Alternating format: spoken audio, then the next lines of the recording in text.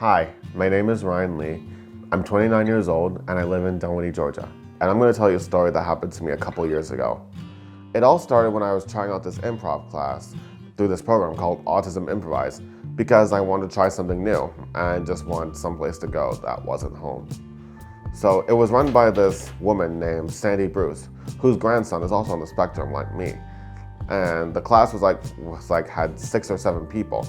And Sandy really knew how to get the energy going in the class. And also, I met this guy on the spectrum named Steve, and we seemed to hit it off pretty well because we shared things in common, that we both like animals and we both like games. So he invited me to play Dungeons and Dragons, or D&D as they like to call it, at his house one weekend. So a couple weeks later, I went over to Steve's house for the weekend. And Steve's friend Dave was also there too. And we had a great time playing D&D. Also, Dungeons and Dragons is quite complex because you have to roll a dice that determines how much damage you cause when you're battling a creature, or determines how far away you go on a path. Also, what really was a great feature of Steve's house was his bedroom. He had a lot of animal figures on multiple shelves there. If you can say, it's like Noah's Ark exploded in there. Steve also has a pet tortoise and a pet gecko who he lets roam around the house sometime. What also caught my attention was Steve's pictures that were from his prom years ago. He looked kind of different in them, darker, his hair straighter, or whatever.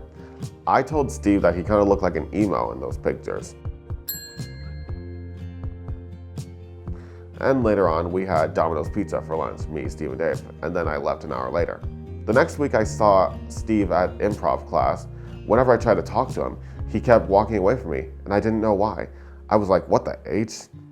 4 times in class. It happened for the next 3 weeks of class. And then a month later, I saw Steve at the Dream Big dance in Midtown Atlanta, and he still kept walking away from me when I tried to talk to him. I emailed Steve's mom, and she said that Steve felt uncomfortable with questions I asked or things I said about his prom pictures while I was visiting that time.